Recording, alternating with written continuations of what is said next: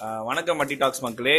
இன்னைக்கு நம்ம வந்து ரொம்ப நாள் கழிச்சு ஒரு மூவி ரிவ்யூ பார்க்க போறோம். ரொம்ப நாளா வந்து ரிவ்யூ போடாத காரணம் என்னன்னா, படங்கள் வந்தது, நாங்க நடுவில் போய் பார்த்தோம். அந்த படம் ரிவ்யூ போடுற அளவு கூட தகுதியே இல்லாம ஒரு 2-3 படம் அமைஞ்சுது. அதுக்கு காரணமா இருந்தது வந்து சேனலோடைய நிறுவனர் தலைவர் திமிங்கலம் தானுங்க. ஆனா இன்னைக்கு நம்ம ஒரு நல்ல சூப்பரான ஒரு மூவி, வார்த்தையால விவரிக்கவே முடியாது அந்த மாதிரி ஒரு மூவி. ஓஹோ, இன்னைக்கு நம்ம வந்து என்ன மூவி பார்க்க போறோம் அப்படின்னா, த கோட்ஸ் லைஃப். அது மலையாளத்துல எனக்கு தெரியாது, தமிழே ஆடு ஜீவிதம். இதுக்கு தான் படிக்கடான்னு அடிச்சுக்கிட்டேன் பசங்கடா. ஃபர்ஸ்ட் வந்து நம்ம இந்த படத்தை என்ன சொல்றது, சொல்றது எதையாச்சும் சொல்லியா? அதாவது எப்பயுமே ஒரு படம் பார்க்க போறதுக்கு முன்னாடி அந்த நம்மளோட மைண்ட், அதாவது நம்ம மென்டாலிட்டி, மைண்ட் செட் ரொம்ப முக்கியம்னு சொல்லுவாங்க. ஏன்னா அந்த மைண்ட் செட் வந்து படத்தோட டிசிஷனே மாத்தும், நல்லா இருக்கா இல்லையான்றதையே மாத்தும். அதை நான் ஏன் சொல்றேன்னா, இங்க ஒருத்தர் உட்காந்துருக்காரு. நான் சொல்றேன், இந்த கோட் லைஃப் படம் புக் பண்ணதுக்கு அப்புறம் அந்த படம் நல்லாவே இல்லையா, காலையிலே மெசேஜ் போட்டாரு, ஆனா நல்லா இல்லன்றாரு, 5 இது மரியானு அது இதுன்றாங்களே. போய் பார்த்தா படம் நல்லா இருக்கு. இனிமே நீ என்ன படம் சொல்றியோ அந்த படம் நாங்க போக மாட்டோம். கண்டு விட்டாளையா, சூச்சமத்தை கண்டு விட்டாளே. சரி, இது எக்ஸ்பெக்டேஷன் எப்படி இருந்துச்சு என்னன்றது. நடுவுல பாத்தீங்கன்னா இந்த மலையாள மூவியோடைய growth இருக்குல்ல, ஒரு மாதிரி ரேப்பிடான growth, அதனாலே வந்து ஒரு எதிர்பார்ப்பு வந்து ரொம்ப அதிகமா இருந்தது. எனக்குமே வந்து ட்ரெய்லர் பார்த்ததுக்கு அப்புறம் எக்ஸ்பெக்டேஷன் வேற லெவல்ல இருந்துச்சு. எஸ்பெஷலி பிருத்திவிராஜ்ன்றதுனால இன்னும் அதிகமாவே இருந்துச்சு. ஒரு நல்ல இதுவா சினிமேட்டிக் எக்ஸ்பீரியன்ஸா இருக்க போகுது அப்படின்னு தான் போனேன். போன 2.25 மணி நேரமும் வேற level, purest form of cinema. முதல்ல இந்த படத்தோட பாசிட்டிவ்னு பார்த்தா படமே பாசிட்டிவ் தான், அவ்வளவுதான் முடிச்சு. இல்ல அப்படி கிடையாது. படத்தோட பாசிட்டிவ் பார்த்தா the making of the film, ஒவ்வொரு விஷயத்தையும் உன்னிப்பா கவனிச்சு எந்த இடத்துலயுமே ஃபால்ட் இல்லாம, இது ஆக்சுவலி சர்வைவல் மூவி, எந்த அளவுக்கு ராவா காட்ட முடியுமோ அந்த அளவுக்கு ராவா காமிச்சிருந்தாங்க. எனக்கு வந்து படத்தோட ஸ்கிரீன் பிளே ரொம்ப பிடிச்சது. ஏன்னா சர்வைவல் மூவின்றப்போ அதுக்கு பெருசா ஸ்கோப் எதுவும் இருக்காது, அந்த கதைக்கு எப்படி தப்பிச்சு போறாங்கன்றது மட்டும்தான். அதுக்குள்ள ரொம்ப டிராமட்டிக்காலாம் எதுவும் இல்லாம முடிஞ்ச அளவுக்கு யதார்த்தமாவே கொண்டு போய், முக்கியமான விஷயம் என்னன்னா டீடைலிங் அவ்வளோ இருந்துச்சு. சர்வைவல்னா சும்மா இங்க போய் மாட்டுறான், இவ்வளவு கஷ்டப்படுறான், தப்பிச்சு வரான்றது இல்லாம அந்த ஜேர்னியை காட்டுறப்போ அதுல எவ்வளோ சின்ன சின்ன டீடைல் கூட ஆட் பண்ணி கரெக்டா பண்ண முடியுமோ அந்த அளவுக்கு டீடைலிங்கா இருந்துச்சு ஸ்கிரீன் பிளேவுமே. அடுத்து என் தலைவனோட மியூசிக் சான்ஸே இல்ல. அந்த படத்துக்கு வந்து மியூசிக் வந்து அவ்வளோ ஒரு முக்கியமான ஒரு பார்ட்டாவே இருந்தது, மேஜர் பார்ட்டாவே இருந்ததுன்னே சொல்லலாம். இந்த படத்துல மியூசிக்ன்றதை தாண்டி யாருமே எந்த டெக்னீஷியனுமே ஒரு ஃபால்ட்டுமே பண்ணல. அதுலயும் வந்து அந்த சர்வே பண்ணும்போது அந்த மியூசிக் வரும்போதுமே நமக்கு ஒரு மாதிரி, நமக்கே ஒரு மாதிரி ரொம்ப கஷ்டமா இருந்தது அந்த மியூசிக்கோட சேர்ந்து அந்த சீன் பார்க்கும் போது. அடுத்து ஒரு சொல்லுவார், முக்கியமான பாசிட்டிவ் வந்து தலைவன் தான், பிருத்திவிராஜ் தான். அந்த ஆள் நடிப்பு ஒரு மாதிரி சான்ஸே இல்லை. இந்த நடிப்புக்கு அவார்டு கொடுத்தாலும் பத்தாது, அந்த மாதிரி ஒரு நடிப்பு நடிச்சிருப்பாரு. ஏன்னா படம் ஃபுல்லா கேரி பண்ண போறது அவர் ஒருத்தர் தான். ஸ்டார்டிங்ல இருந்து எண்டிங் வரைக்கும் எங்கேயுமே பிசுறு தட்டாம கரெக்டா நடிச்சிருப்பாரு. அந்த கேரக்டராவே வாழ்வாங்கன்னு அந்த மாதிரி வாழ்ந்து அவ்வளோ டீடைல்டா இருக்கும். அவரோட எக்ஸ்பிரஷன்லயே அவர் என்ன ஃபீல் பண்றாரு அந்த கேரக்டர்ன்றது அவ்வளோ டீடைல்டா தெரியும். இந்த ப்ராஜெக்ட் வந்து ஆக்சுவலி பெரிய ப்ராஜெக்ட், கேப் விட்டு தான் நடிச்சாங்க. அவ்வளோ வருஷம் அந்த ப்ராஜெக்டை வந்து கேரி அவுட் பண்ணி, இந்த கேரக்டரை கேரி அவுட் பண்ணி, எப்படின்னா நடுவுல சலார்னு ஒரு படம் நடிச்சாரு, அது வந்து ஒரு மாசான ஸ்கிரீன் பிரசன்ஸ். அது அப்படியே ஆப்போசிட். அதுலயும் அவர் அந்த உடம்புமே மெனக்கெட்டு அவர் ஒரு சீன்ல அவுத்துட்டு வேற ஒரு ட்ரெஸ் போடுவாரு. அப்பதான் வந்து நியூடா இருக்க சீன், அப்ப அந்த உடம்ப காமிப்பாங்க ஃபுல்லா. அந்த மாதிரி நமக்கே என்னடா அது இந்த அளவுக்கு கொடுமையா அப்படின்ற மாதிரி இருக்கும். பிருத்திவிராஜ் இல்லைன்னா அந்த ப்ராஜெக்ட் வேற யாரும் நல்லா பண்ணியிருக்க முடியுமான்னு கேட்டா டவுட் தான். ஏன்னா அந்த அளவுக்கு சூப்பரா பண்ணியிருந்தாரு, சான்ஸே கிடையாது. அடுத்த முக்கியமான பாசிட்டிவ் அமலாபால். அமலாபால் அவங்களோட பிரைம் இயர்ஸ்ல இருக்கும்போது நடிச்சிருப்பாங்கன்னு நினைக்கிறேன். செம்ம அழகா இருந்தாங்க. படம் பாக்குறவங்க ரசிப்பீங்க.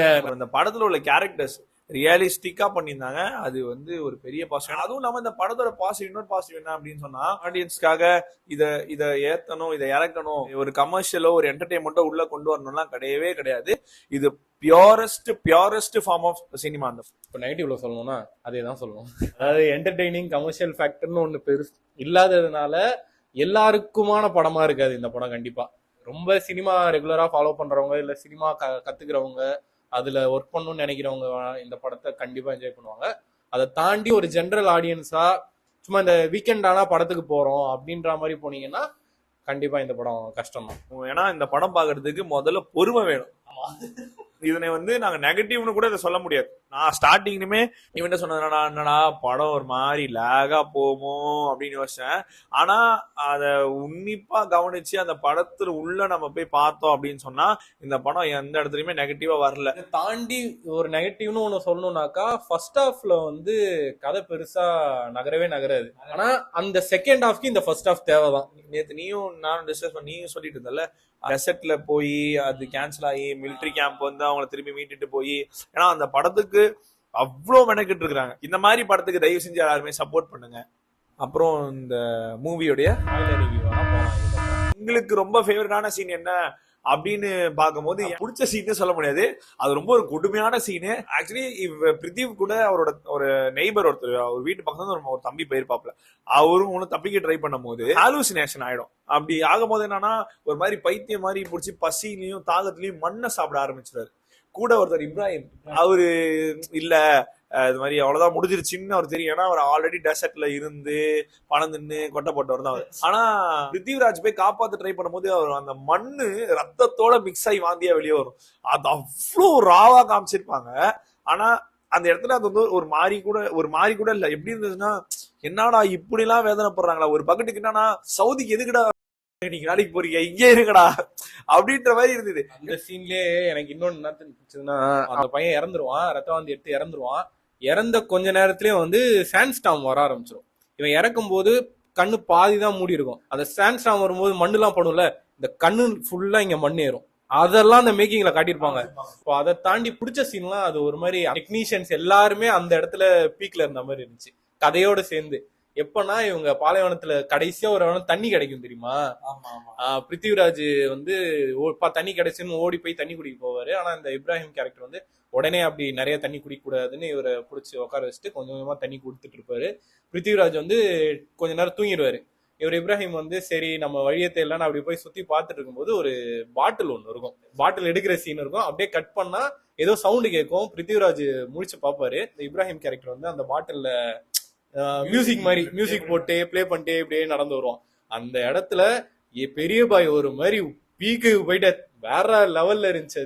அவங்க அவ்வளவு நாள் கஷ்டப்பட்டதுக்கான ஒரு பாசிட்டிவ் சைன் அது தண்ணி கிடைச்சதுன்னும் போது அதை எந்த அளவுக்கு அந்த மியூசிக் கேரி அவுட் பண்ணுச்சுன்னா வார்த்தைனால சொல்ல முடியும். படம் பார்த்து நீங்க எக்ஸ்பீரியன்ஸ் பண்ணா மட்டும்தான் அது முடியுமே. இப்ராஹிம் கேரக்டர் இருக்குல்ல, அதை வந்து எப்படி காட்டியிருப்பாங்கன்னா கார்டியன் ஏஞ்சல் மாதிரி காட்டியிருப்பாங்க. அந்த சீன்ல அவர் அந்த மியூசிக் போட்டு வரும்போது பேக்ரவுண்ட் அந்த மியூசிக் கேக்குறப்போ உண்மையிலே இருந்தாலும் கார்டியன் ஏஞ்சல் தான் போல, அவ்வளவு பிளசண்டா இருக்கும் பாக்கவே. ஒரே ஒரு சீன் வந்து நான் சொன்னேன்னா அவர் தப்பிச்சு போகும்போது அந்த கோட்டையும் கேமலையும் இத்தனை நாள் நீங்க மட்டும் தான் எனக்கு துணையா இருந்தீங்க, யாருமே எனக்கு துணையா இல்லைன்னா நான் அவ்வளவு தனியா இருந்தேன் போது அந்த கேமல் கண்ணுலயும் தண்ணி லைட்டா வரும். அவன் போறான்னு அது தெரிஞ்சும் அது அப்படியே ஆடும்போது உண்மையாவே அது அவ்வளோ ஒரு சென்சிட்டிவான சீனு. அதுக்கு வைக்கிற தண்ணியை தான் நைட்டு தெரியாம எடுத்துட்டு குடிக்கிறது, அதுக்கு வைக்கிற சாப்பாடை தான் சாப்பிடுறது அப்படின்னும் போது அது அவன் ஃபேமிலி அட்டாச் ஆயிடும் அவன் கூட. இது கடைசியா நிறைய சாப்பாடு எடுத்துட்டு போயிட்டு வேற யாரோ வந்துருவாங்க அதுக்குள்ளேயும் அது வரைக்கும் தான் சாப்பிடுங்கன்ற மாதிரி கொட்டிட்டு போவாரு. அது உண்மையாவே அது அவ்வளோ சூப்பரா இருந்தது. ஒரு இடத்துல ஒரு 2-3 வருஷம் சர்வைவல் ஆயிட்டே இருக்கான்றப்போ அவன் அந்த இடத்துக்கே பழகிடுவான்ல. திடீர்னு அந்த இடத்த விட்டு வெளில வான்னா கொஞ்சம் ஹெசிடேஷன் இருக்கும். அந்த ஹெசிடேஷன் அந்த இதுல காட்டியிருப்பாங்க. எனக்கு வந்து இது வந்து எப்படி இருந்ததுன்னா ஒரு சாட்டிஸ்ஃபைடான மூவியா இருந்தது. நம்ம ஏதோ கஷ்டப்பட்டு நம்மளே சாதிச்ச மாதிரி அந்த படம் எடுத்திருந்தாங்க. உண்மையாவே இந்த படத்தோட டைரக்டர் தலைவா வேற லெவல்.